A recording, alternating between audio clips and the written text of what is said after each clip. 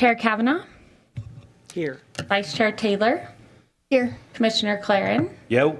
Commissioner Toops, Here. Commissioner Kaufman. Here. Mitch, would you like to lead us in the Pledge of Allegiance? Why, certainly. Please join me in the Pledge of Allegiance. I pledge allegiance to the flag, United States of to the republic for which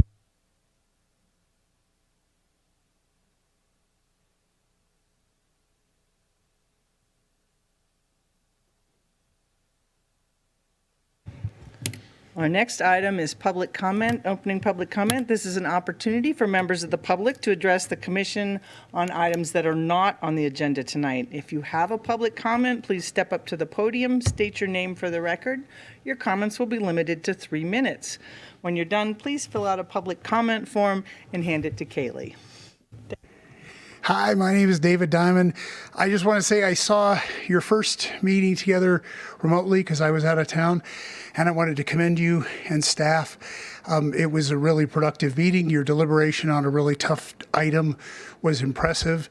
It felt really good just to see it. So I wanted to thank you and thank staff for working with you on that. Thank you. Anyone else? If there's no other opening public comment, I will close that. Next, item 5, approval of minutes from March 18th.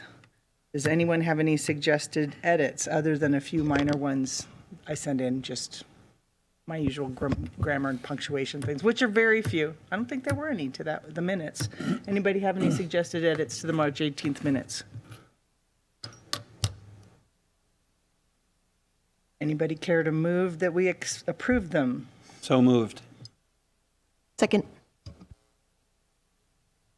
Chair Kavanaugh, Aye. Vice Chair Taylor, Yes. Commissioner Claren, Yes. Commissioner Toops, Yes. Commissioner Kaufman. Yes. Thank you. We have nothing under item 6, minor reviews tonight. We're moving on to item 7. Item 7.1 is for application 2024-33, Tahoe Forest Hospital District, Gateway West. I'm opening this item. I will make the disclosure that I, like pretty much everybody in Truckee, has been past this site, to this site, thought about this site, and I have discussed this site with many people, especially over the last 4 days, but I have no financial interest in it. Is there a staff presentation, Chelsea? Yes, there is. Thank you. Good evening, Chair and Commissioners. I'm Chelsea Krieger. I'm with the Planning Division, and I'm here to present the Tahoe Forest Hospital District Gateway West project. The proposed project is the remodel of an existing multi-tenant commercial building, the old Gateway Center, including both interior and exterior improvements and site work. The building is proposed to be converted into all medical office. A new 75-space surface parking lot is proposed to accommodate the parking required for the 14,718 square feet of medical use. The location of the surface parking lot includes grading of the sloped area behind the existing building and the construction of a new tiered rockery retaining wall. The project also includes improvements to the right-of-way and construction of a sidewalk. There are a number of applications included with this project. First is a development permit, which is required for projects when they pass certain thresholds, in this case, site disturbance. Next is a planned development, which is included to request a deviation or relief from a development code standard that limits retaining wall heights to 6 feet. Next is a use permit, which is required for any application that includes grading of slopes over 20%. The project also includes a sign plan to install a freestanding monument sign, wall signs, and hanging signs. And lastly, a zoning clearance is requested to establish medical office use at this site. The project site is located at 10978 Donner Pass Road. It's outlined in red here on the left. It's currently developed with an existing multi-tenant old Gateway commercial building and surface parking, including angled parking spaces within the right-of-way. The original construction of the building predates the town's incorporation. The zoning map is on the right. The project site is again outlined in red and shows the location within the general commercial zoning district. However, this designation is going to change in a few weeks to corridor mixed use. The general plan designation is corridor mixed use, and medical offices are allowed within this zoning district and designation and requires a zoning clearance to be established. Some background on this site. The old Gateway Center is located near existing Tahoe Forest facilities. In 2019, the hospital district applied for a project to expand parking for these uses. This prior project was primarily parking focused with 3 surface parking lots and a 3-story parking structure. This project included the adoption of an initial study mitigated negative declaration, or an ISMND, which is consistent with the requirements of the California Environmental Quality Act. The project was reviewed at the Planning Commission level. However, the project was neither approved nor denied, and the application was withdrawn. In 2023, a lot line adjustment was approved and recorded, revising property lines, including at the project site. And over time, some space at the existing building has been converted to medical use, but a zoning clearance officially establishing medical uses was never approved. The project can be categorized as building improvements and site improvements. The remodel of the existing building includes establishment of medical offices, installation of signing, interior and exterior remodeling. The remodel includes some changes to floor area, including a net loss of approximately 1,336 square feet. The proposed changes to the building are intended to meet the needs of medical uses. Site improvements include 75 parking spaces on that surface lot, landscaping, the tiered rockery retaining wall, and right-of-way improvements. This slide is showing the site plan for the proposed development. I've added some color coding to highlight some of the project features. The existing building is shown in that darker green. Surface parking is in orange. I'll also use my mouse to point out some of these areas. Bicycle parking is here in yellow. Trash and recycling enclosures are here, and a generator. Those are both in light blue. The rockery retaining wall is in the darker blue up here near the top. And the lighter green is showing the proposed landscape improvements. There's also some landscaping over here that I see I forgot to highlight in green, but over to the left of the screen. The red hatched area is the fire lane. The project requests that the landscape be approved with this application as it achieves the effects of enhancing the aesthetic appearance of the development. It increases compatibility with abutting uses and rights-of-way, and provides for the conservation of water resources and stormwater management. The landscape as designed enhances the positive visual experience of the built environment. The design of the buildings is consistent with the design guidelines of the Development Code. The project includes the use of symmetry, asymmetry, textures, and authentic materials that weather over time. Proposed building materials include rusted flat steel panel siding, vertical wood siding, red brick veneer, and full stone veneer. The steel and wood siding will weather over time consistent with the town's design guidelines, and is demonstrated on the right side of this slide. The roof material won't be visible behind a parapet wall, and that parapet wall will screen rooftop mechanical equipment. The signage for the project is proposed as a monument sign, which is under 5 feet in height and under 20 square feet of sign face per side. It's proposed to be externally lighted with LED downlighting. The project also includes wall signs with LED backlighting and hanging signs with external downlighting. Staff did receive one question about the status of the existing roof sign at the former Xander's location. This sign is designated as iconic. However, that iconic designation is based on its location. There's no requirement for the owner to keep or preserve the sign, and it could be reused or displayed in another location, but it could not be placed on a rooftop again. Rooftop signs are not allowed by the Development Code as it stands today. The applicant is requesting a planned development to allow the construction of a retaining wall up to 13 feet in height, which is cumulative height of multiple tiers, in this case 2 tiers. The Development Code generally limits retaining walls to a maximum height of 6 feet. A planned development allows for deviations or relief from the Development Code and is expected to produce a comprehensive development of greater quality than normally resulting from a more traditional development review process. A planned development does not necessarily need to apply to a particularly large project, and in this case was requested with this project for the retaining wall deviation only.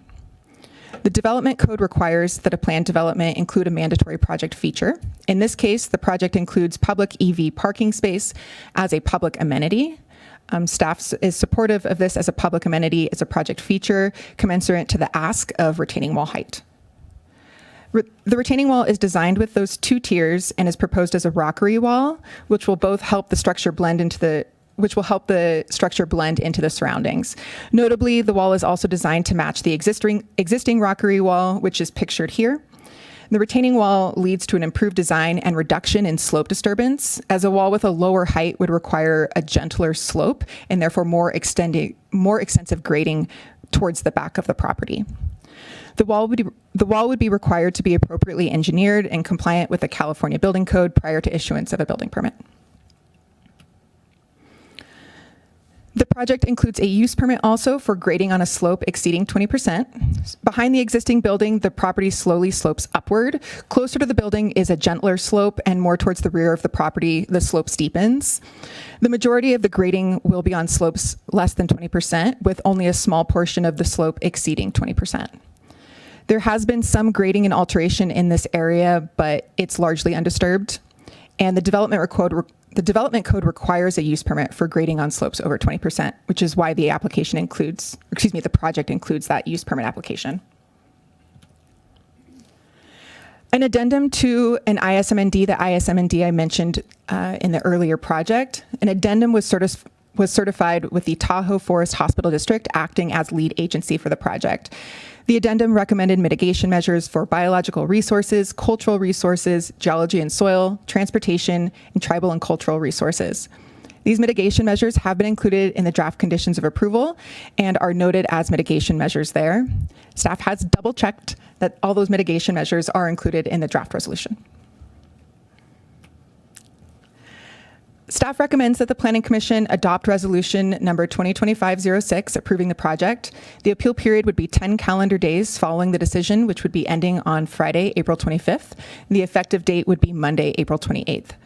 If the Planning Commission does not want to take that recommended action, the Planning Commission may choose to continue the public hearing to a date and time certain and request additional information. The Planning Commission may also choose to add, modify, or eliminate provisions or conditions of approval on the project, or choose to deny the project on the basis that one or more of the findings could not be made. 5 comments have been received for the project and have been circulated for review. And this concludes my presentation. Dylan Crosby from Tahoe Forest and his team are present, and I'm also available for questions. Thank you. Is there an applicant presentation?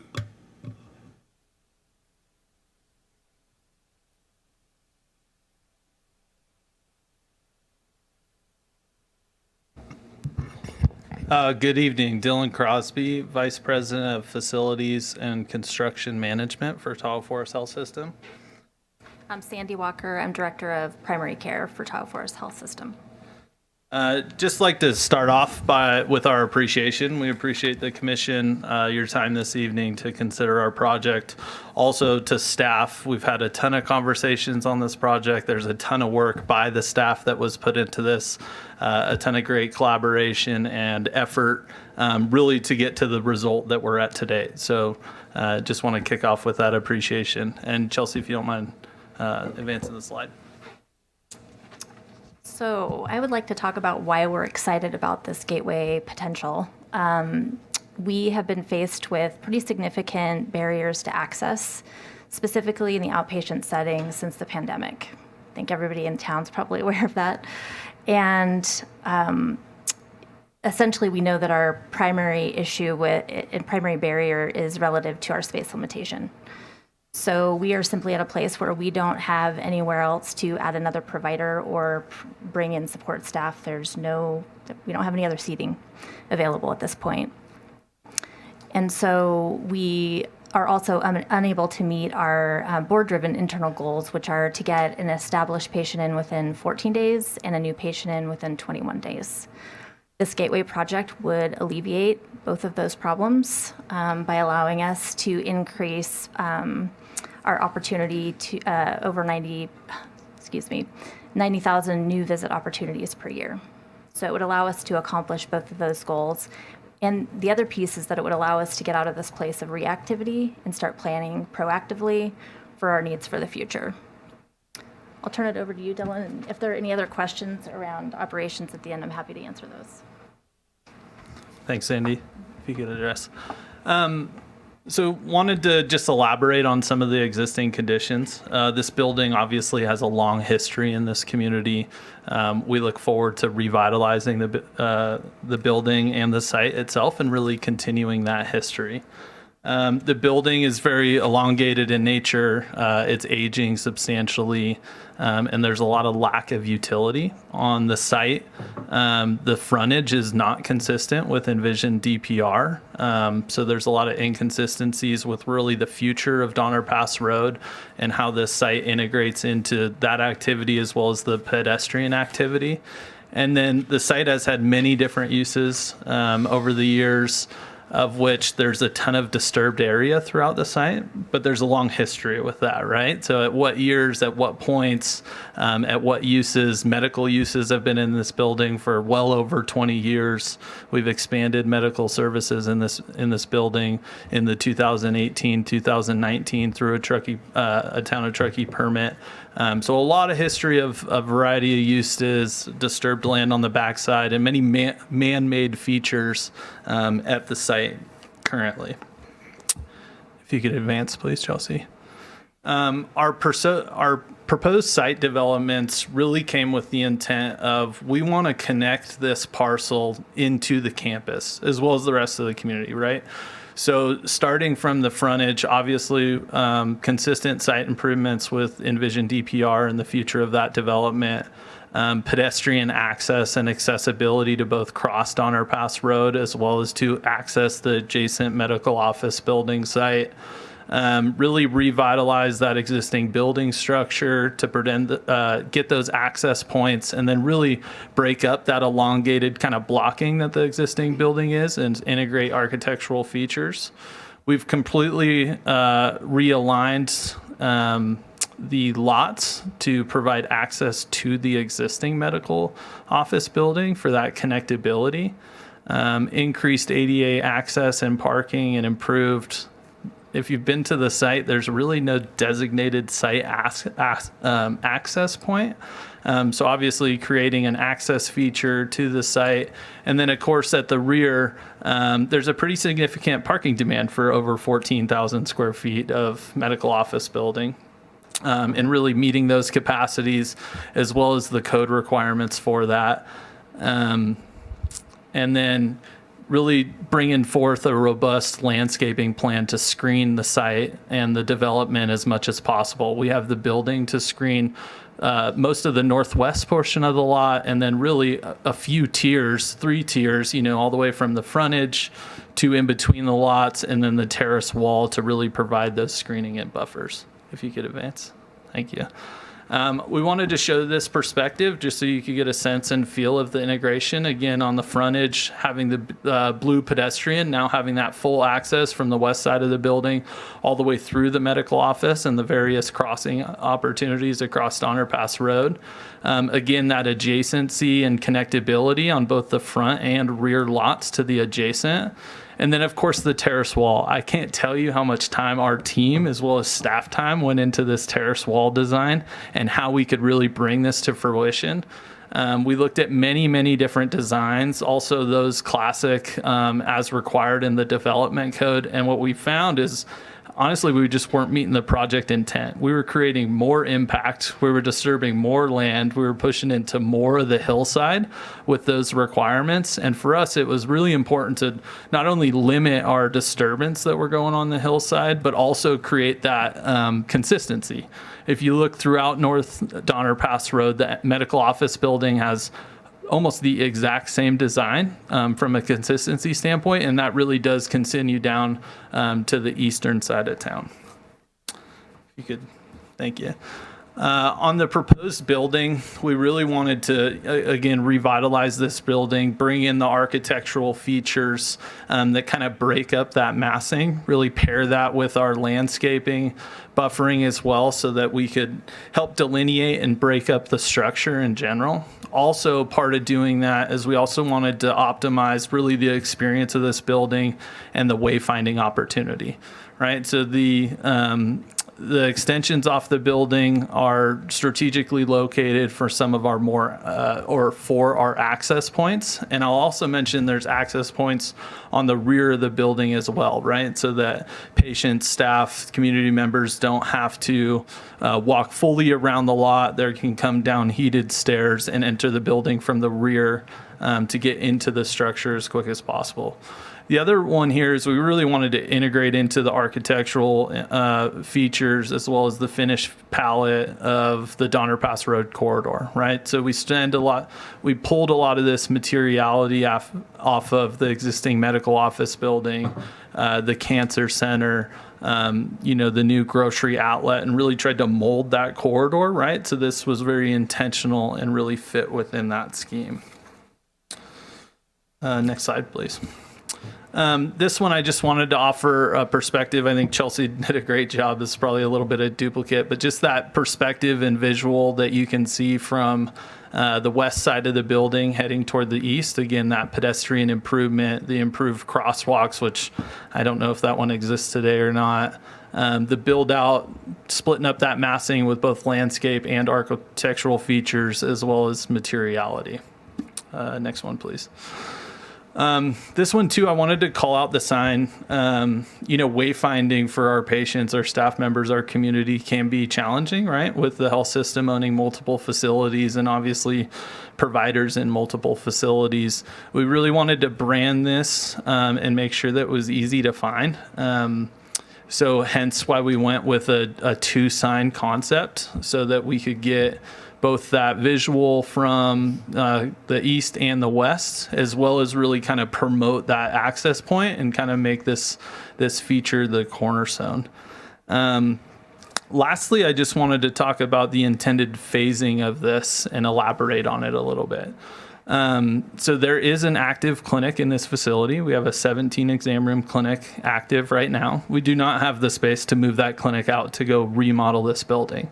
So our strategy is to do this in two primary phases. Our intent is to go remodel the western portion of the building, as well as develop the back parking lot so that we have the opportunity next season to move our clinic over to the western side of the building while we remodel the east, and obviously have sufficient amount of parking on the rear to support that operation while we improve the frontage, the site improvements, and the adjacent parking lot on the front. So timing's obviously super critical on this project. We're hitting the build window very quick, and we appreciate coming before the commission, and we have a full team here, so we're happy to answer any questions that you may have for us.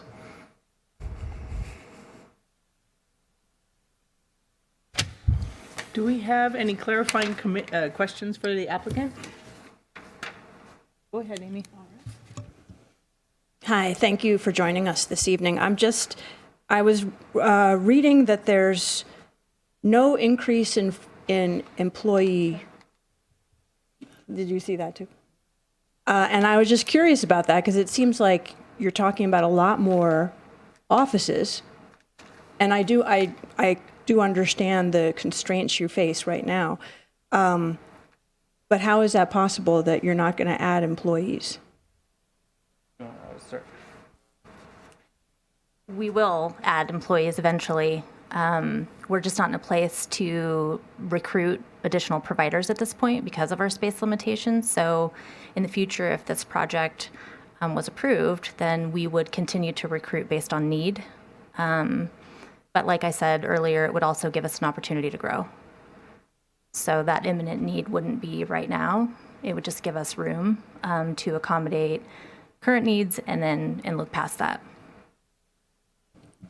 So then my question back to staff is, there would be an affordable housing component. I mean, I would like to know just how many additional employees, and will that meet the level that they would have to kind of consider? So the way that our code is written, it's based off of without the exact employee generation from the hospital or from the applicant. The employee generation is based off of FTEE, full-time employee equivalent, and it's a generation rate on the type of use multiplied by a square footage. In this case, the employee generation rate for the existing or previous uses, so retail and offices, is the same as a medical office. So when comparing those two numbers, it does come out to a net zero for FTEE. However, if the actual employee generation rate is different, then that's something to look at.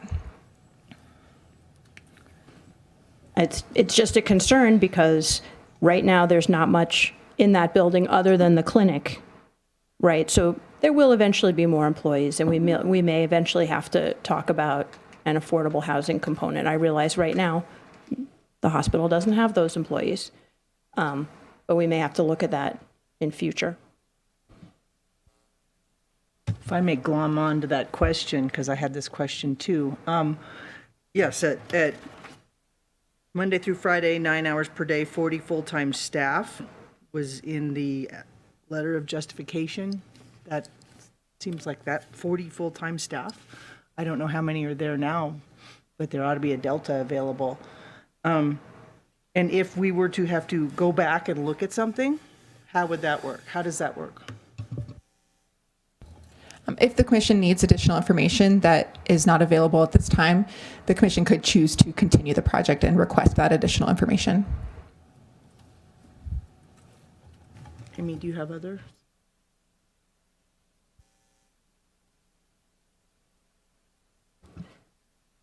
I have lots of retaining wall questions, but I'll hold that for a second. Why is an electric vehicle charging station considered a public amenity? So staff is recommending a condition that electric vehicle charging station be an additional parking space that is completely free and open to the public, similar to the one that's here at Town Hall. So it would be serving the public beyond what would normally be required. Right, so it's above and beyond what's required in the building code. It's additional EV charging that would not otherwise be required. No, I do understand that. I just don't understand its place as a public amenity. To me, a public amenity is something that any member of the public would want to use, like a playground or benches or a picnic table or something. We're allowing them to build quite a bit into forested area. That wall, I understand the retaining wall completely and why they're making it a rockery wall, but it's not really, I don't really consider that a public amenity. So that is my question. Okay. What else could we ask them Sure, to do? so it's subject to the commission's discretion. If there's a majority vote of you that concur with that position, you can certainly look to the district and staff for other opportunities for a public benefit. It is required as part of the plan development request that's before you. I will say that that is sort of what came out of a number of different options that we looked at for the site, some of which didn't seem necessarily commensurate with the request that's before you. We also looked at some transit options, but frankly, some of the transit options that we looked at really aren't applicable in today's world. We're kind of moving away from things like shelters and whatnot. So certainly if there's something else out there that the commission wants to discuss, that's before you. But it is incumbent upon you to make the finding for the plan development with respect to the public benefit. So if there's enough of you that don't agree with that, then that's certainly something for you to discuss.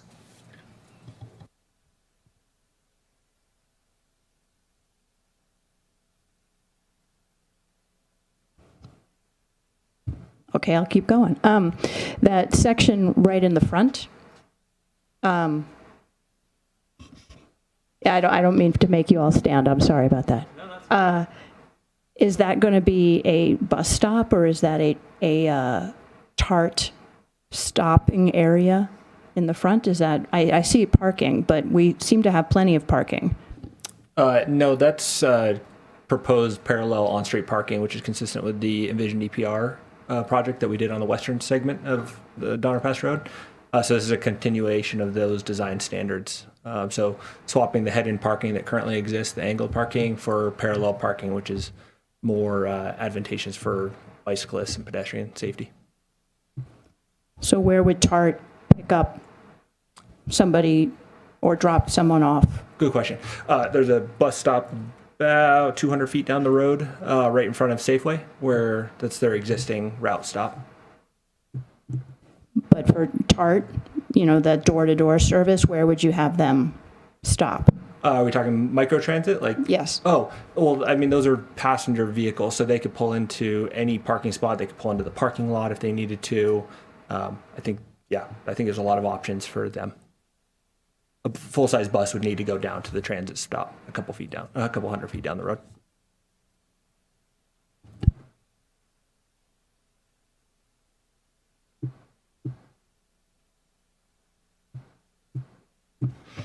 We'll move on to retaining wall questions. We'll group those later. Jason, do you have any questions for the applicant? Yeah, I have a few for the applicant. I think this is for Stacy. You mentioned that your goal is to get patients in within 14 days and new patients seen within 21 days, and that you're not hitting those goals right now. I'm just curious, where are you landing on those goals? Figured I would get asked this question. It's a little variable by provider. We use a metric called third next available that I won't bore you with. But essentially, on average, we're out over 30 days. We've recently made some adjustments to some template work for scheduling to try and help accommodate. It's just not going to fix our larger problem. Thank you. And I think these two questions are for Mr. Crosby.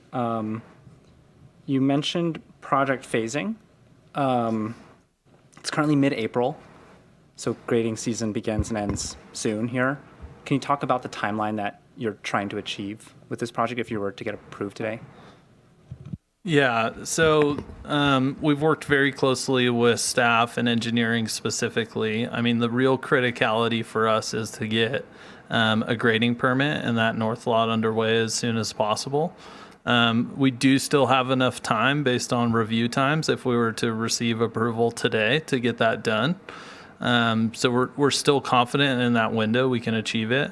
The criticality is, there's ample opportunity to do the TI work, I'll say, on the western portion of the building. But if we can't operationally support the clinic with the parking next summer to do the next phase, then essentially you add a year to the construction impact of this. Thank you. I also remember, I think there was a condition of approval that required some of the undergrounding of utilities to be done during the grading, and then that needs to be done before. Is that correct? I'm looking at the... Yeah, that's correct. Thank you. Yeah. I have one more question for the applicant. We got a very good public comment about access for people who are looking to be dropped off at the clinic. And I was wondering if there's what ideas you might have to accommodate that request or that need. I saw that comment too, and I thought that was great feedback. So my mind initially starts running. I mean, I think we'd be happy to accommodate a drop-off location, really to provide that direct door-to-door access to the clinic. I'd like to partner specifically with engineering and make sure that we pick the appropriate location for that. I think the parallel parking could be the optimal, but obviously that's in town right away, so you guys have jurisdiction over that. So if we could partner on that, I think that would be optimal. If we needed to give up or delineate a spot next to our ADA parking, I think that's another opportunity to make that work as well. But we have no reservation about that. I think that'd be a great addition to this project. Thank you. And a follow-up question for staff. Is there anything you need from this commission today to be able to partner with the applicant on that, or can you do that together? Yeah, so it's the first time it's been proposed. So, but I'll tell you that we've had similar requests on the western segment that we've already completed for loading zones, deliveries, kind of similar nature. We've denied those requests for those ones. If the spots are available to use as drop-off locations, that's fine. But the entirety of the parallel parking spaces will be in the town right-of-way, so they are public parking spaces. So they really shouldn't be designated for a specialty drop-off use. So I'd encourage them to find a location on the property. Thank you. Thank you. And actually, that brings up another follow-up question. It's related. Sorry, I know I'm jumping ahead here, but the total number of parking spaces that the project includes is, if I remember, just barely above the limit, the minimum requirement for the square footage. That does not include the parallel parking spots because those are public spots. Is that correct? Thank you. I did not understand that previously. No further questions for the applicant. Yeah, I have a couple questions, and I think these are mainly for the applicant. So both of you have mentioned that you're trying to meet current need and then beginning to kind of plan for the future. Can you kind of explain if you've done any, growth projections or forecasting or needs assessments for future, build out of this area, and then how this development would fit into that kind of future vision for the health system? As a health system, we look at market data and assess the market constantly, right? Obviously, we have a lot of patient feedback that goes into that. We have staff input that goes into that, and we're constantly assessing our needs. Really, that effort's underway right now for our next revision, right? We've had some leadership changes in the health system, and we're really jumping back into that strategic look and what does it look like forward. So we have no immediate new developments proposed in the site immediately. Really, after this project, and I'm sure there's awareness, we have another project at the former Rite Aid site that's in the permitting right now as well. And after those two projects, we really have some significant seismic improvements to the main hospital that need to be done for consistency with California law. So we're actively strategic planning. We're always strategic planning. We don't have any current proposed developments that we're kind of kicking off per se, right, for the corridor. I hope that answers the question. Yeah, that's really helpful. I guess my kind of follow up to that would be, do you we see the region changing and growing. Do you anticipate that these two developments that are kind of in the pipeline now will suffice to service those additional people? Or, will this strategic planning effort kind of bring to light the need for a lot more space, a little more space? No idea. Just trying to gauge kind of a comprehensive, idea of what this could look like in the future, to kind of understand, where we might be going 10, 20 years from now. It's a great question. And the larger market, right, at general can impact. I mean, the pandemic, right, and the impact on our services was huge, something we can't control, we can't forecast. And, I think it's important for us to always step back and, we're here to meet the need, right? We need to flex for our full-time residents, but we always have a huge transient population, right? And we are that trauma level 3 center to service those people when they're up here and vacationing. So the stretch and flex and just the adaptability of our staff is amazing to really hit our community needs.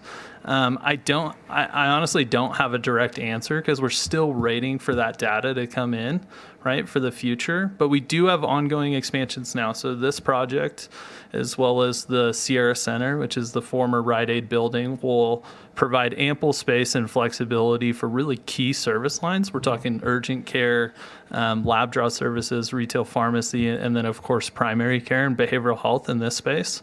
We're also developing on the North Shore out in Placer County. So we're looking at supporting that region of our district as well, and supporting that community. So we will constantly evolve to the community's needs. And I think we're immediately going through that assessment right now to find out, what those anticipated next 3 to 5 years looks like.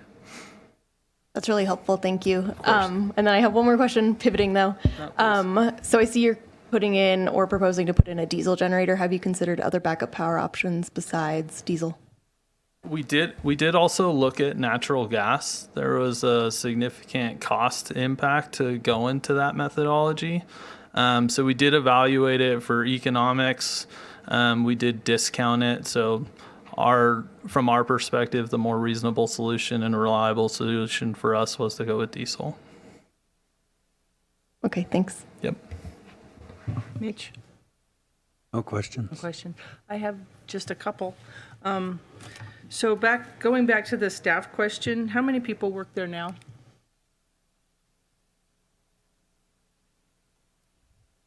On that. Yeah. Sandy's saying ballpark around 40. I think 40 is a good estimate of current clinic operations.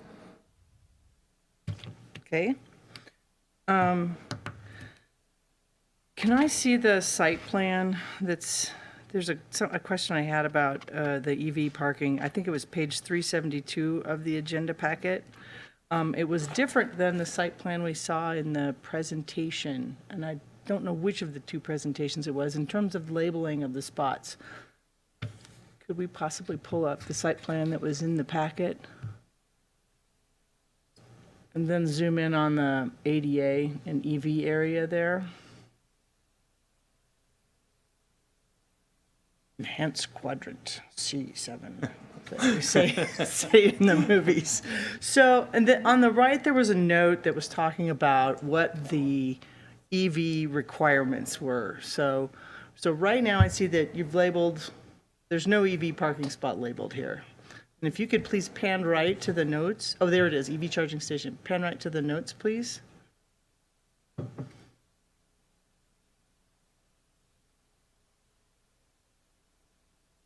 Maybe it was a different page then. I'll find that. There was one that referred to the state code, development code, and how many of the EV sites there needed to be, and there were numbers like 12 to 13. Is that just that some number of the sites needs to be ready to be juiced? Or can someone answer that? Yeah. And there's only one that will actually be? So there's code requirements in the CBC that some of them need to have the electrical vehicle service equipment from the get-go, which is your full electric vehicle charging station. So we'll have 3 of those, 4 total, including the public accessible one that was discussed previously, and 13 of those. So 13 total. 4 of those would be fully serviced with electrical supply equipment, and then the remainder will need to be EV ready. So we'll have the conduit and everything run to those stalls for future. Thank you. Then back to the picture of the parking area there. So we saw the public comment about, access from the parking lot to the building, and I think you've included heated sidewalks, is that right? For the places where we're seeing sidewalks in the back, going toward north-south? That's correct, at the rear of the building. And then the intended way for people using the ADA parking to get to the building is for them to come out to the sidewalk, come out to the street, cross the driveway, and then go into the front of the building? Is that right? That is correct. Had you considered, and this may have been in the ISMND as an alternative, but had you considered having a little bit less convoluted access for wheelchairs from that lot? Because that's the worst connectivity of all of the lots, it seems to be. Were there any options that might be possible there? We had different options considered, and Scott, hopefully I can rely on you for this a little bit as well. But as I understand it, one of the impediments of doing that and making it more of a direct access point is you don't have that visual queuing distance. Scott, maybe you could help me here, right? So you really actually create a safety hazard from those turning into the driveway. Sure, and we had gone through a couple iterations, and one of you're in line with one of engineering's recommendations. It was kind of tied to a separation distance for intersections is what we were tying it to, but it also helped with the connectivity of the ADA spaces being directly adjacent to the building. I think it was less about like the vehicles coming in and out, and more about wayfinding up to that upper parking lot. It's kind of it would be a circuitous route to try to find your way up to the upper parking lot, as well as emergency vehicle access. So I know the Truckee Fire had some comments on not being as a direct access as this this alignment. So ultimately, we kind of left it up to the applicant team to determine which one they felt was appropriate, and this is the one that they went with. And then that fire lane in the back, it looked like, from what I could see and from like Google Maps, that this fire lane connects to the west to a driveway on the next property. So that just provides a total through route for like a large vehicle. That's correct. There was some challenges too, because the fire code does want a throughput, but as you can see from the visualization here, the building is literally on the parcel line. So we worked very closely with the fire marshal to really get that that corner and that site design like to their exact specifications to provide turnaround flexibility and access needs. I don't think I have any other questions for the applicant, and we have kind of, anybody have any follow-ups? I do. Okay, go ahead. Sorry, I'm going to stay on parking. in addition to that, and I have an aunt who has MS, is in a wheelchair, so I'm kind of sensitive to like having to wander through parking lots with her because it's kind of frustrating.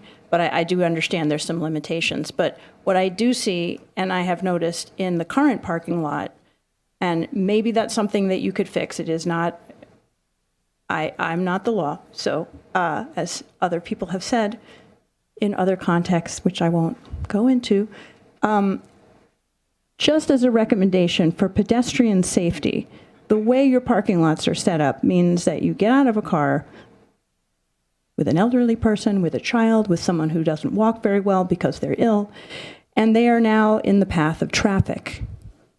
And it's just it's just my planning hat that I put on, and you all wear them every day.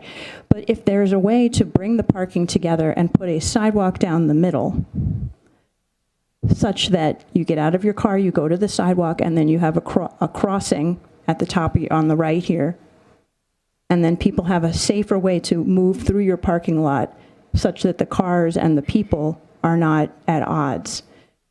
You're a medical facility, so I would hope that you would be, want to keep your folks safe and not have someone get clocked in the parking lot, and thus have to have more of your services. But I have almost been hit in your parking lot, and I can jump out of the way, and it wasn't the person's fault; they just can't see anything.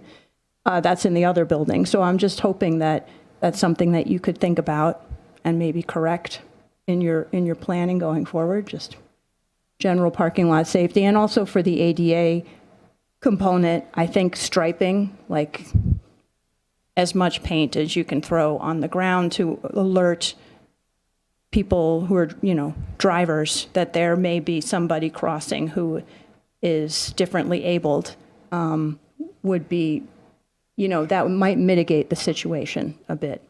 And I know there's a cost element to that, but, the more you can alert people that where they're driving is also where someone is crossing, it's critical. Yeah, no, I appreciate the comments and absolutely will take them into consideration. When we started the effort on this project, it was actually our proposal to move the site access to the furthest boundary to the east so that we could do exactly what you're talking about and remove that conflict, right? And really the path of travel became access from the car, park, and then direct pedestrian access to the building with no conflicts. So that was a proposal that we were working on.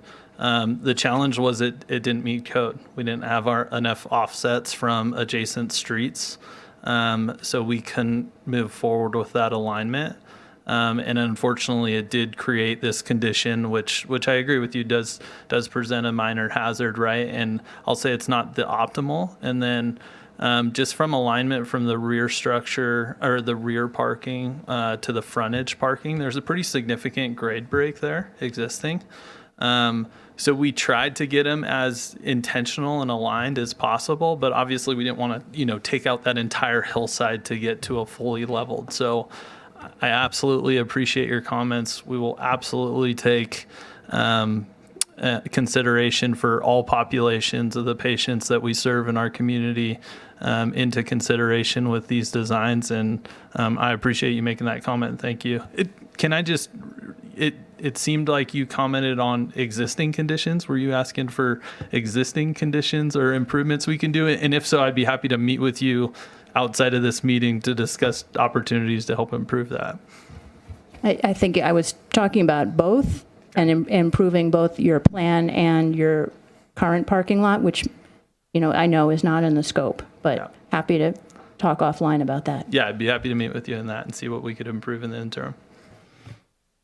Okay, it turns out I do have another question, and this is landscape design, new topic. Could we please see the landscape plan?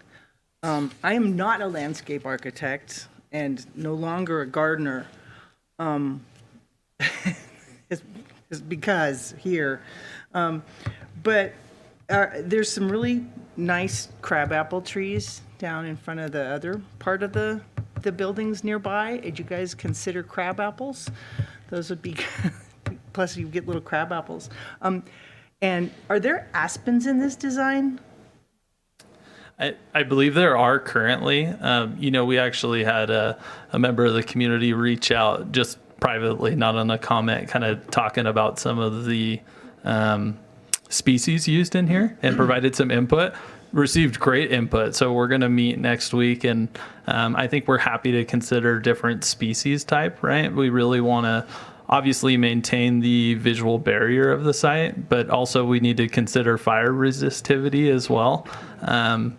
So, with the amount of discretion that we have to really maintain those two features, I think we're very flexible on the type of species that we can use.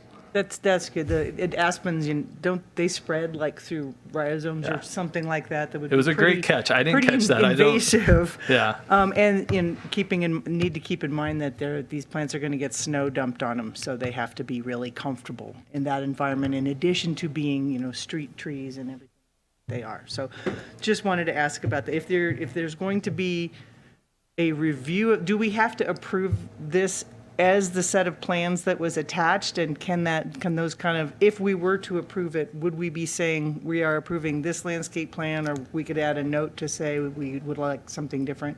So if you have something specific that you would like to see that you wanted to add into a condition of approval, you have the ability to add conditions of approval. But this is not necessarily the final landscape plan. There is ability to change the landscape plan through the building permit process and as it's under construction. Thank you. Does anyone have any further questions for the applicant? Thank you so much. Yeah. Thank you all. Appreciate it. And do we have any questions, clarifying questions for the staff? Anyone? Okay. Now it is One, time. actually, sorry. Okay, go ahead. Off the top of your head, do you know of other retaining walls or rockery walls, particularly in Donner Pass Road, that exceed 6 feet? I think I've seen a few, but I didn't have a tape measure out. I can't think of any specifically besides the existing one here that is proposed to be tied into, but I can't think of any off the top of my head either. Can I ask a question then? When did we add the 6-foot max to the codes? That's relatively new, isn't it? No, it's always been 6, but we did change several years ago kind of how you measure it, probably 5 or 6 years ago. To Commissioner Toops' question, there are other examples of similar types of walls kind of spread throughout the north side of Donner Pass Road to the east. So this is a fairly common solution to parking lot construction on this hillside. Thank you. Yeah, I feel like I've seen some very tall ones further east from this site. Yeah, I mean, just at the brown A-frame buildings just down the road are also more than 6 feet. Do you know, by any chance, how tall those are? I mean, they look pretty tall. They're pretty tall. Looking. Yeah. Yeah. They're not it's not a 1-to-1 slope. It's definitely more vertical than that. Yeah. And doesn't look like it's terraced like they're proposing. Okay. It looks like it's one continuous slope. They're more than 6 feet. Thank you. All right, if we have no further questions for staff, I'm going to open public comment on this item. So if you have a public comment, please come up to the podium, state your name for the record. You'll have 3 minutes, and when you're done, you can fill out a comment form and hand it to Kaylee. Seeing none, I'm going to close public comment. Now we have a chance to talk about this. So we're opening deliberation, and I'm feeling like I heard for topics whether an EV charging station should be regarded as a public amenity. Do we like the layout of the parking? How do we feel about the retaining wall? And then I think I have questions about staffing. Any other things we want to put on our topics list? Okay. How do we feel about an EV charging station as a public amenity? I think at least one of us does not feel that that is a public amenity. Giving away free energy? I don't know that they said it was going to be free. Is it free for the public? Is that what I thought I heard? Are we allowed to ask the applicant a question during deliberation? It would be just like the town hall ones, required to be free. what I thought I heard. Thank you. So yes, I would consider free energy public benefit. Since I'm not someone who uses a playground, nor do I have someone in my household who uses a playground, Right. I don't need a playground, but I could use a free charging station. To me, that seems like a public amenity, and I thought it was kind of a creative way to add a public. I agree. I think it's a fine public amenity. I wonder though if it might get lost in the parking lot. And I don't know if the town has explored or would be open to considering maybe a curbside EV charger as the public amenity to make it more public facing. What about abuse? I mean, I think that's something that we might need to explore a bit further, but just, I don't know if you guys have looked into curbside charging at all. I know a lot of other cities have been installing them that way. I mean, we don't have any existing parallel on-street parking charging stations. I don't have an answer for you right now. We haven't considered it. I think I'm going to buy an electric car and go park it there. It would be difficult just based on, and I'm not as familiar with the parallel ones, but just based on charge port locations on various vehicles, having it be in a specific location on a one single spot might make it difficult, especially when it's right adjacent to a bike lane as well. So you don't have the flexibility of like wrapping it around the other side of the car and being out of the way. So I could see some conflict there that we might be concerned with, as opposed to having it in a parking lot where it's kind of expected to be. I'll add that. So the whole proposal of this plan development was to address the wall exceeding 6 feet. So I looked at the code for that 6-foot requirement, and maybe, Mitch, this is what you were referring to, because the code says, generally, no retaining wall should, not shall, but should be higher than 6 feet, unless the wall is architecturally treated and of an exceptional design, comma, appropriate for the site, comma, would reduce ground disturbance, comma, improve visual quality, or achieves other town goals. So there are a number of things that I think this wall is doing already. It's tied into the existing wall that's adjacent. It's reducing ground disturbance. That's another one of the criteria. So I kind of see the EV charging as like a bonus on top of these other items where it's already hitting the need of the code, in my opinion. So whether I think it is or is not, subjectively a public amenity, I'm not even sure it's necessary from the language of the code. Well said. Could see that interpretation, yeah. We talked about the ADA parking, we talked about parking in general, and I don't know that we necessarily have a good enough level of satisfaction with the way the parking's laid out right now. So I think we should talk about what we would like to see if we are not satisfied. I mean, some particular So there were requests. some other designs that was in the staff package at the end of, I don't remember, at the end of those 300 and whatever pages, there were 6 options, I believe. Because I have in my notes that option number 6 called this turn that's there now an awkward chicane movement. So I know that there were other versions of the parking lot. And specifically the one that Dylan brought up, which shows the entrance on the east side of the property. All the way. Do you want to, should we call up some of the alternatives that were shown Yeah, before? let's take a look at what they've already done, so we're not going to send them back. back to the drawing board to do what they've already done. Right, Let's take a maybe look we can at see it. some things we like. And they did note they were willing to work on the drop-off idea, which seemed like a very good suggestion to me. I'm confused on why the drop-off couldn't be in the public right-of-way. The town has the right to say parking or not parking. That's why there's no parking in front of the sled hill. So why wouldn't the towns just say this could be a drop-off area? Because the drop-off is specifically for the use of the adjacent property owner, which doesn't provide the public benefit use of a public parking space where you could park there, walk wherever you wanted to. You're not going to get dropped off there to go to a different use because it's right in front of the building there. So it kind of loses the public use perspective. It's more of a adjacent property use. You probably can't put a drop-off in the fire lane, I assume? Not that I'm aware of. See, and I would disagree. If it's health services, it is a public use. But that's my opinion, Scott. Sure, still private use, but I get you. There it is. So there's the design that Dylan was saying that they originally started with, getting the ADA parking closer. I don't remember what was the reason that this was, I think Dylan said this didn't meet code requirements. What was the reason this was not the final plan? Maybe Scott, you would remember? Sure, I'll get into it a little bit. So it's a more circuitous route where it's more difficult for users to find the parking, the primary parking location up on the hill. And also the fire district had concerns with this routing just based on maneuverability of larger emergency vehicles.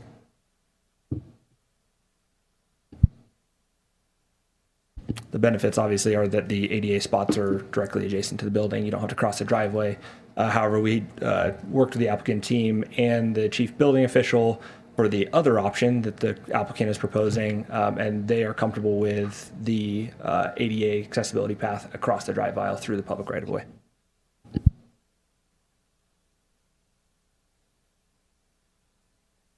How come you didn't use the option that doesn't have the awkward chicane movement? Do we know? So one of the option 6, this is 5 I'm seeing. So do we have option 6?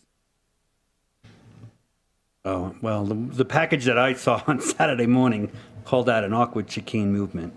But there was like option 2, I think, had that going straight in. You could They're not maybe even change here. the geometry of that D-shaped corner that's in the middle of the chicane. And broaden that. Maybe the topography does not suggest that. I see that there's a slope there. Is there a question that I can help clarify? No, I think We're deliberating. And We're not all deliberating. the options are here, I'm saying. They So- were in the package. Sure. I mean, I looked at them on Saturday morning, so. If we can't find it, there was one other one, and maybe Dylan wouldn't mind jumping in also, but there was a kind of a direct drive aisle towards the upper parking lot. There was concerns there because of the grade differential. I think it's around 11% coming down that hill of the speed at which vehicles could presumably go to leave the parking lot area. And so some amount of sinuosity to the parking lot is kind of a good thing from a traffic control perspective. So I think that's why it was slightly offset. Does that cover it? Sure. Commissioner Claren, is this the graphic that you were There's the looking awkward for? chicane Okay. movement right there in text. Thank you. So to summarize, though, just Scott, the current proposal meets all the objective standards, even if there are things about it we don't love. That's correct. Okay. Do you know if there's any other kind of traffic calming proposed for in the parking area, like a speed hump or stop signs, or we have the awkward chicane movement, which will slow people down, but anything else to make crossing safer? I'm not aware of any other considerations for that. I think the general geometry should help with that. And grade differential between the two parking areas. So, no, nothing other than that. They could put in stop signs though, right? And their own crosswalks. They're able to do that if they want to. So that would help your traffic calming, Sammy, right? If there was crosswalks and stop signs. In that case, we could maybe request an additional condition, perhaps, that added some, well, no speed humps in the winter, but stop signs, or ask that the signage be included, more wayfinding signage to get people to the upper lot and remind them to slow down. And we could add a condition. Do you think that might be a way to address this? Our Yeah. concerns with the parking? Amy, what do you think? Does that kind of enhance the safety a little bit for folks with limited abilities?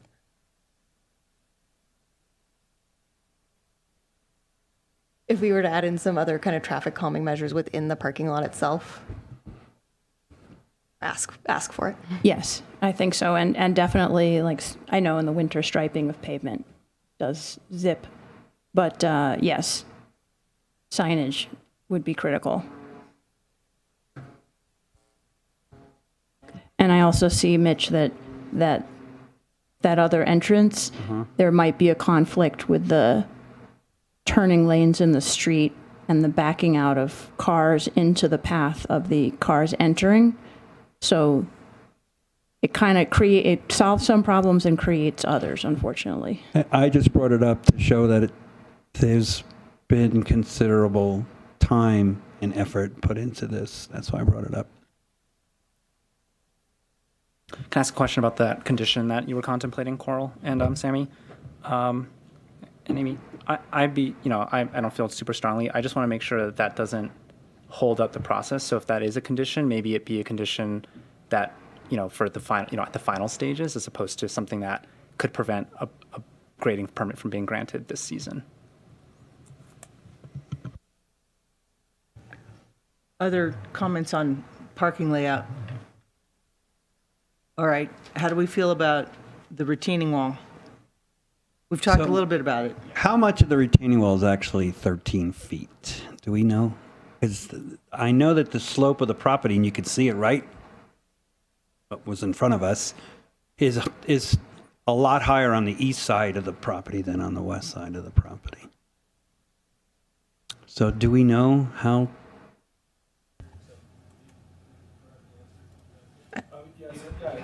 If you can go up to the podium. Yeah, so like you said, essentially it's at its highest point on the very east side right there, and that's where you have the terraced. I can't give you an exact dimension how quickly it falls off, but essentially by the time you get over to the west, it's at zero. So it's basically zeroing out. So as you can, if you look at the existing MOB, as the hillside kind of climbs down, we're already below the 20%, and the hillside's literally kind of dying down into the west end, and so we're kind of terminating in there with some rock wall. Yeah. So Can we go back to the other side of that for a second? Because if you just go by 9-foot parking stalls, are they 9 foot wide? Yeah, that's correct. So 1, 2, 3, 4, 5, 45 feet maybe? And it's 10 foot tall, it's 8 foot tall, it's 6 foot tall. Oh, I just wanted to make us aware that it's not a 13 foot for hundreds of feet. Actually, I think, if I recall, there's no section that's more than 10 feet at any one point. Or, sorry, it's terraced, right, if it's going to be more than 13, which is also in the code, right? There's a limit of, if you are exceeding 6 feet, that no single wall be more than 10 feet. So obviously this 6 foot limit is a little softer. Flexible. Yeah. Well, the way it's drawn, it's about it's more than the width of a parking space. The height of that is more than if this is to scale. It's about 1.5 parking spaces tall. Anyway, 22.5 feet. But it's not the whole property. That's my point. it is terraced. It does tie in to the one next door. It does eat into a hillside.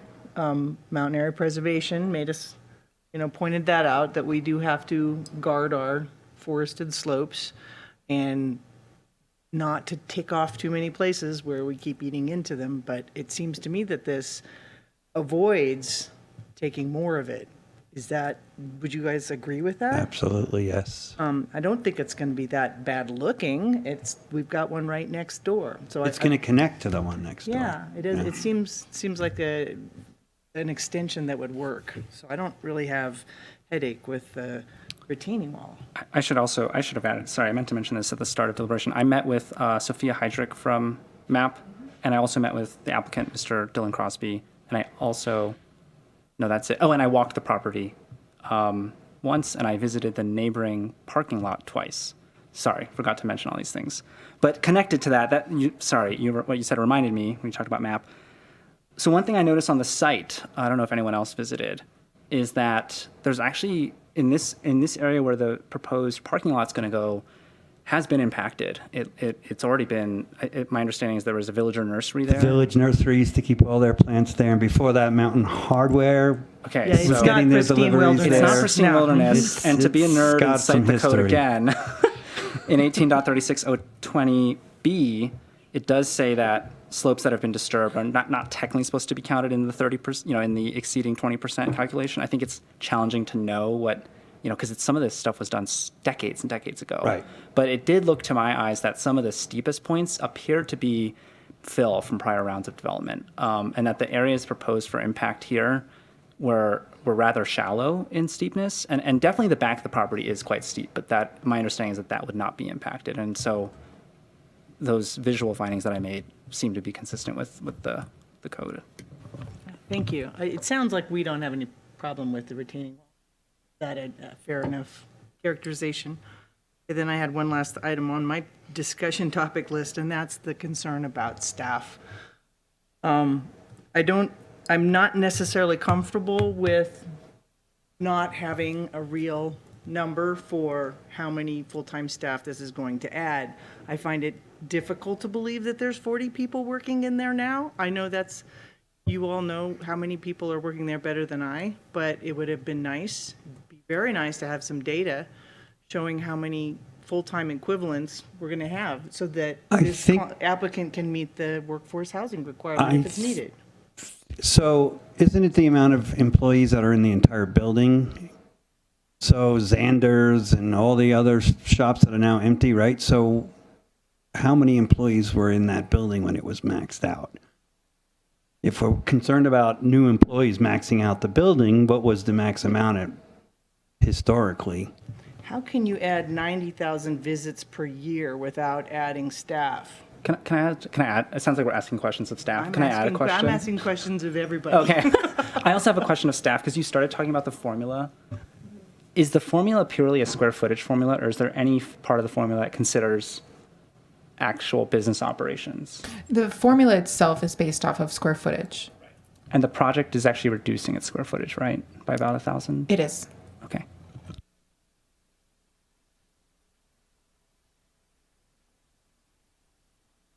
So there's no provision for change in intensification of use that workforce housing that affects workforce housing. It seems like it's intensifying the number of people that would be working in the west end of the building where the retail was. Without having actual data for Tahoe Forest specifically, the rates are just based off of retail or office, industrial, et cetera, and retail and office are the same generation rate. I think this does go back to a comment we received, though, that we'd like to see, this is beyond the scope of this hearing, but that the hospital should perhaps, and the town should restart their master planning exercise, because as we can see, this little formula is not adequate to actually address this question. It's outside the scope, but this would be something that would be tackled in a master planning exercise, I think. We've heard that from MAP, and we've discussed it up here on the dais as well, that we would like to see that reinitiated. How do the rest of you feel about the staff question, I'll call it the staff question, and workforce housing requirement? I think what staff has recommended to us is adequate.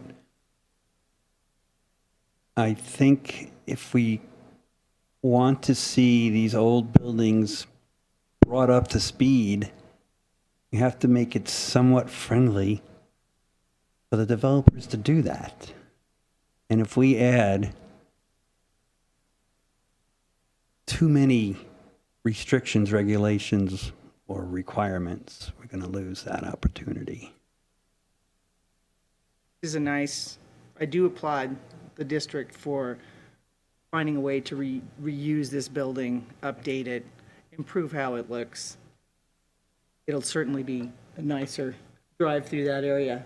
Well, and it's a hole in the sidewalk too, so now it's going to be all continuous and make a lot more sense. It's going to be a ton safer. Yeah, we didn't talk about the benefits that I see, and I wanted to applaud really the visual benefits. The consistency with Envision Downer Pass Road at, I think, no cost to the town is a wonderful public benefit, and extending the sidewalk, the traffic calming effects of having the parallel parking as opposed to the pull-in parking. The sidewalk benefits that they've already done and crosswalk. I think they're adding another crosswalk. Is that correct? No. Okay, I'm mistaken. think so. Striping. There Striping, was some sorry. striping on the, no? There was no additional striping? No, there's 2 existing crosswalks, Right. one on either side Right. of the building. And so they're creating an improvement by having a bump out of the sidewalk, so it's a shorter pedestrian crossing. And then I think they're also doing undergrounding of utilities and other enhancements. So, That's always a good enhancement. I agree with Mitch. It's from something we learned on river revitalization is the more impediments we put, the more likely people are to just leave their building and let it age. And I think this is a really good compromise that's visually beneficial to the town and also beneficial to the hospital district and thus all of us as patients and our providers as well. You made a good point about the at least they're one at a time, whereas any number of cars could back up or pull in, and that crosses the bike. So you have more cars crossing the bike lane. So this will reduce the number of cars crossing the bike lane, make it safer for cyclists. So and the sidewalk for sure is a benefit. So Or flipping U's. I've done it a million times over there. Yeah. And the improvements in the streetscape, very welcome, very welcome. Is there anybody that'd care to make a motion? I would, Carl, but I also want to, echo that I think we do need a more comprehensive look at this area. And I do also support reinitiating at some point somehow the master planning process for the hospital district. I think it's really important. But I'll make a motion, I think. Do we have one? Can we bring it up? Sorry. Oh, one point maybe of clarification. Do we want to add the traffic calming condition of approval? I think that if we could pull something together, the applicant will include signs, striping, and other additional traffic calming measures to keep, try to maintain Improve, very low speeds in the parking area. lot safety. Can lot you- pedestrian I could use some help safety. with wordsmithing that. A condition to add striping and signage in the parking lot to try to keep speeds low. Reduce vehicle speeds and increase pedestrian safety. Yeah. And then a note perhaps that the applicant will work with the town on a drop-off zone. That, I believe you said you would. That'll make Jennifer happy. Yeah, I'm good with both those as long as they're not seen as preventing work getting started. So, there's going to be years before this project is completed. Hopefully, in the intervening time, those can get built. Is that Yeah, if it could get Can we add in- started this spring, that'd is be that great, right? is that typical of these types of conditions added that these won't impede further action? Yeah, I mean, you could write it as per community development director's approval or town engineer approval or combination thereof during prior to certificate of occupancy. Prior to certificate. Yeah, so like that it doesn't have to come back.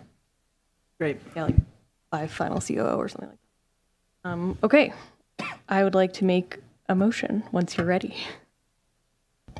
I'm ready. Okay, to adopt Planning Commission Resolution number 2025-06, approving the development permit, plan development use permit, zoning clearance, and sign plan with the 2 additional conditions of approval as discussed. Do I hear a second?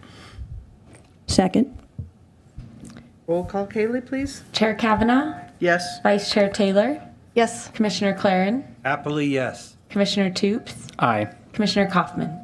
yes. Motion pass. Congratulations, and we'll all look forward to having a nice office to go to that we hope we never need. Okay. It's the PCP offices, so actually we should all need it regularly. Oh, yes, thank you, yes, at least once a year. All right, moving on to agenda item 8.5. Do we have any staff reports? Just one to let you all know that we will have a hearing in May. We've got 2 projects for sure as of today, possibly a third, maybe a fourth, and we should know that more in the next few days. So we'll definitely see you in a month. And do you know which those are, or can you tell us anything? Yeah, about- we've got one in Pioneer East Business Park. That's over near the Village Camp, kind of near the CHP station over on Pioneer Trail. We've got, sorry, let me pull up my agenda. We have a project amendment over on Trails End that will be before you for sure that night. And then possibly a rezone lot line adjustment out in Glenshire, and possibly a project out of the historic district. But the last two are not certain at this point.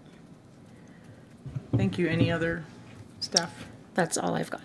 Okay. Can I ask a question? Yes. Or I can wait. I guess it's a question kind of related to that. Last month we talked about, it sounded like none of these were affordable housing projects, but we did talk about the possibility of adding a second monthly meeting to review affordable housing projects. First, just to understand, none of these would be considered affordable housing. The first project does have some housing associated with it, though it's not all affordable. It's partially affordable, partially market rate. However, we've got capacity on that hearing, so there isn't a need to add a second hearing date. Right. So right now we're not, those four, even though it's four, we could do them all in one meeting. We think so. Okay. Yeah. Although it's again, I'm not certain that we'll have all four, and that would be considered a pretty heavy agenda night. Bring your pajamas and a pillow. We'll all talk fast. And next item, commissioner member reports. I do have a commissioner member report. During the last month, I submitted some questions to the planning department as just a regular old taxpayer. My husband and I are considering a project, and I got a rapid, thorough, and very informative response, and I wanted to say thanks to the staff. That was just, I hope every member of the public gets that wonderful treatment, and I think that's the case. So I appreciated that very much. It was a really rapid turnaround. Any other commissioner reports? No? Well, seeing none, then I'm going to adjourn. Thank you all.